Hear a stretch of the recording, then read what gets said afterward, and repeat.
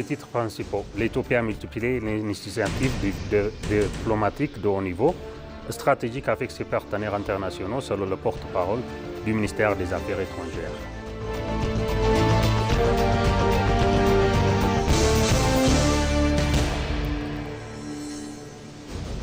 Le ministère de l'Éducation a signé un accord de 5 millions de livres sterling pour renforcer l'enseignement de l'anglais.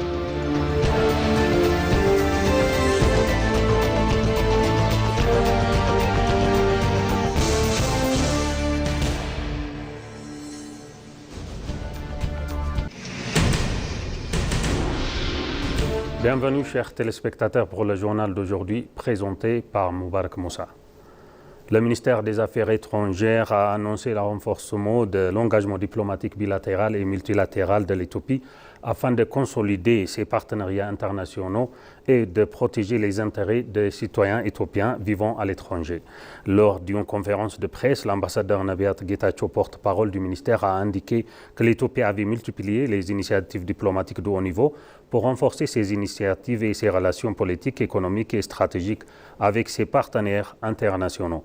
Dans ce cadre, une délégation conduite par le ministre des Affaires étrangères, Gédéon Timotheos, a effectué des échanges à Washington portant sur le renforcement des relations entre l'Éthiopie et les États-Unis. Les deux parties ont signé un accord cadre de dialogue structuré bilatéral couvrant la coopération économique, commerciale, sécuritaire ainsi que la paix régionale. Gédéon a également rencontré le secrétaire d'État américain Marco Rubio et des experts de l'Institut Hudson. Sur le plan multilatéral, l'Éthiopie a célébré le 80e anniversaire de l'ONU avec une série de timbres commémoratifs inaugurés par le Premier ministre Abiy et le secrétaire général Antonio Guterres. Le porte-parole a aussi souligné le renforcement des relations avec la France à la suite de la visite du président Emmanuel Macron marquée par des accords dans les énergies renouvelables. Enfin, l'Éthiopie poursuit ses efforts pour protéger ses ressortissants en Afrique du Sud et en Arabie Saoudite à travers une coopération diplomatique renforcée.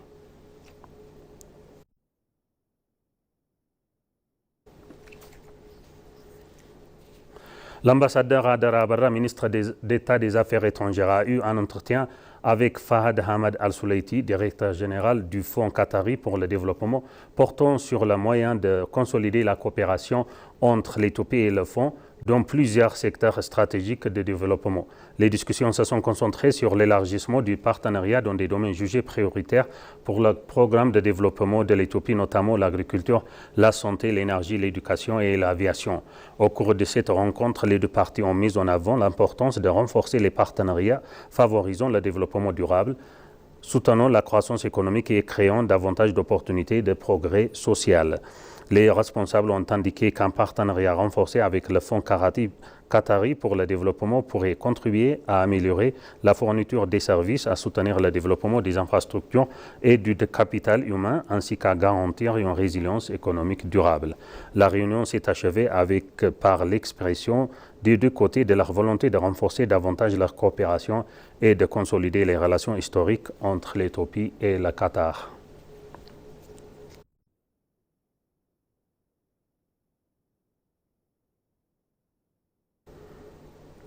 Les pays de l'Afrique de l'Est doivent privilégier la prospérité partagée, selon Jafar Bedrou, directeur général de l'Institut des Affaires étrangères.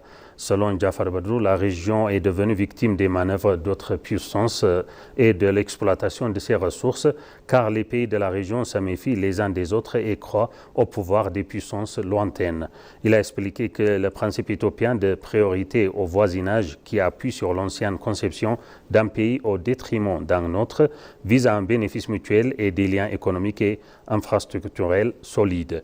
Il a également souligné que l'Éthiopie, pays enclavé de plus de 130 millions d'habitants, représente une menace pour sa sécurité nationale et son économie et que son désir d'accéder à la mer Rouge est une question de survie fondamentale.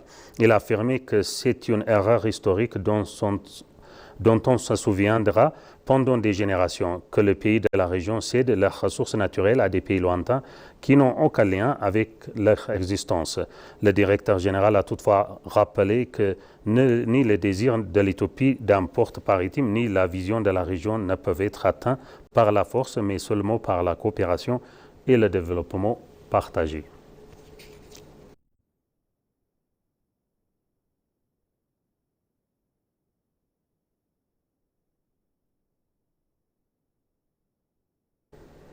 L'initiative visant à réduire la dépendance à l'aide extérieure et à bâtir une génération capable d'assurer l'autosuffisance alimentaire représente un enjeu fondamental pour préserver la dignité et la souveraineté nationale, a affirmé Bikila Orissa, ministre coordinateur du Centre de renforcement du système démocratique relevant du bureau du Premier ministre.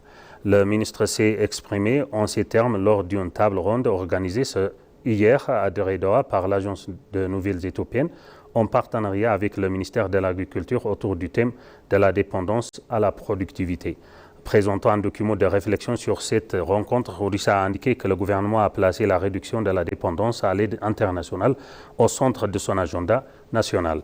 Il a réaffirmé que la campagne destinée à assurer la sécurité alimentaire des générations futures reste une priorité politique majeure et qu'elle sera poursuivie avec un engagement renforcé. Il a souligné qu'avec ses vastes ressources hydriques, sa jeunesse dynamique, éduquée et productive, ainsi que ses terres agricoles fertiles, l'Éthiopie dispose de tous les atouts nécessaires pour soutenir sa croissance et sa relance économique. Bikila a indiqué que des initiatives innovantes de développement agricole produisent déjà des transformations concrètes et profondes à travers le pays, contribuant ainsi au renforcement de la souveraineté alimentaire.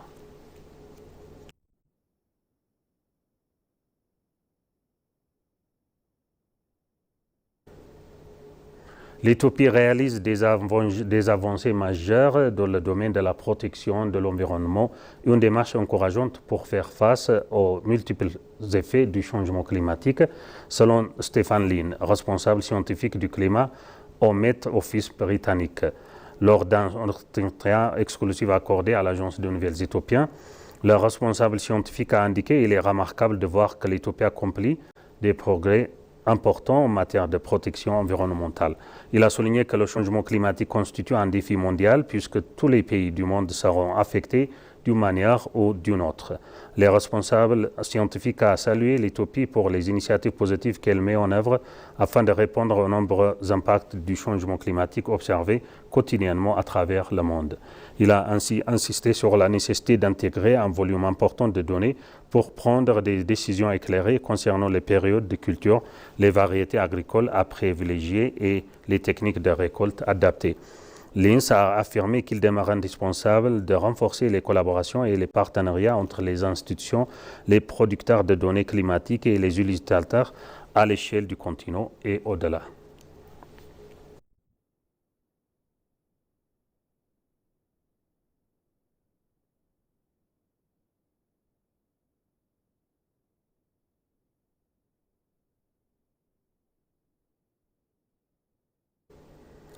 L'Institut éthiopien des normes a dévoilé une application de contrôle de qualité nommée AES Vérifié, destinée à identifier les marques attestant de la conformité aux normes. Lors de la cérémonie inaugurale, le ministre du Commerce et de l'Intégration régionale, Kassaw Ngofé, ainsi que président du conseil d'administration de l'AES, Kassaw Ngofé, a affirmé que cette nouvelle application apporterait une contribution importante au commerce extérieur de l'Éthiopie. Le ministre a indiqué que l'application contribuerait également à préserver ce niveau de performance. Le directeur a précisé que l'application permettra de contrôler la qualité des produits à travers un système numérique en ligne. Selon elle, un tel dispositif numérique renforce davantage la compétitivité internationale des produits et services éthiopiens. Robin Gisor, directeur technique de l'Organisation africaine de normalisation, a indiqué que les pays africains doivent accorder une attention particulière aux normes nationales afin d'assurer le succès de la mise en œuvre de la zone de libre-échange continentale africaine. Saluant les initiatives entreprises par l'Éthiopie pour préserver ces normes nationales, il a souligné la nécessité pour les autres pays africains de renforcer leurs efforts afin de promouvoir des échanges commerciaux durables sur le continent.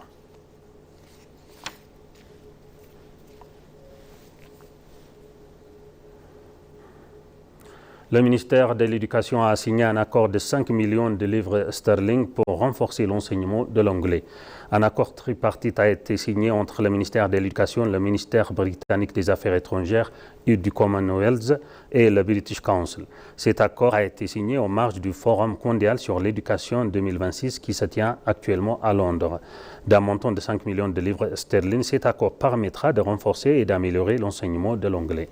Il devrait contribuer à améliorer la qualité de l'enseignement de l'anglais en Éthiopie, à développer les compétences des enseignants et à perfectionner les aptitudes linguistiques des élèves. Il a également été souligné que cet accord renforcera la coopération internationale dans le secteur de l'éducation. Selon le ministère de l'Éducation, sa mise en œuvre devrait avoir un impact significatif sur le développement des compétences linguistiques des élèves, leur permettant ainsi d'être compétitifs à l'échelle mondiale.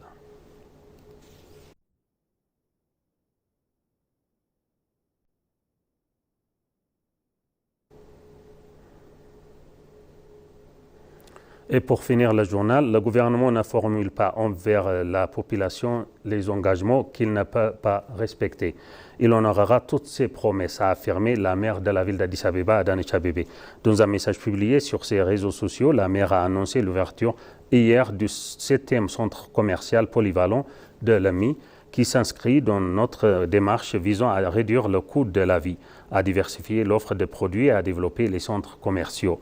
La maire a précisé que ce centre commercial offre un système de guichet unique pour les produits de première nécessité tels que les fruits et légumes, les épices et les produits industriels. Les produits proposés au centre seront vendus avec une réduction de 15 à 20%, ce qui permettra de rompre la sucrerie des intermédiaires illégaux qui font grimper les prix, de garantir un approvisionnement continu en provenance directe du fabricant et d'alléger le fardeau financier des habitants de la ville.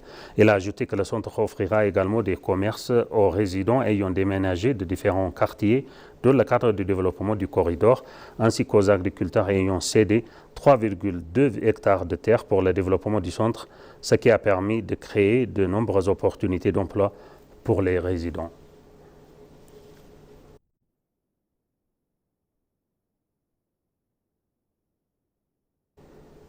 Et maintenant, je vous rappelle les titres principaux. L'Éthiopie a multiplié les initiatives diplomatiques de haut niveau stratégique avec ses partenaires internationaux, selon le porte-parole du ministère des Affaires étrangères.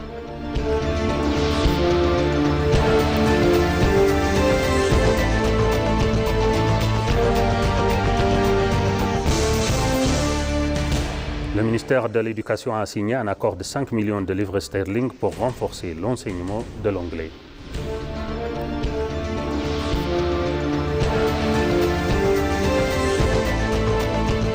Et ainsi s'achève notre journal d'aujourd'hui. Chers téléspectateurs, merci pour l'avoir suivi.